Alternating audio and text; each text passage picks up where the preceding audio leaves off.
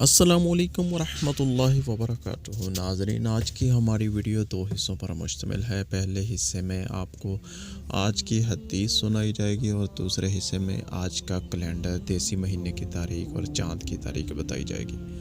آج کی حدیث سنن ابو داؤد سے لی گئی ہے اور اس کا عنوان ہے آخری کلام۔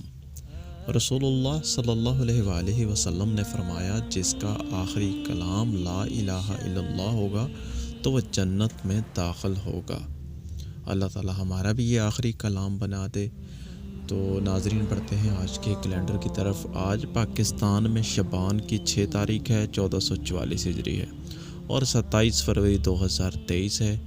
اور آج جو ہے وہ بھاگن کے دیسی مہینے کی تاریخ جو ہے وہ 15 تاریخ ہے اور بروز سوموار کا دن ہے۔